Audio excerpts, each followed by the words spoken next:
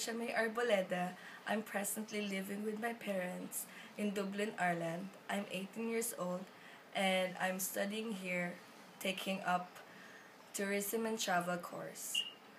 Kasi po, someday gusto ko po maging flight stewardess. And karapat-dapat po ako maging housemate ni Kuya. Kasi I believe na kaya ko pong i-face lahat ng tasks and challenges kahit na po mahirap.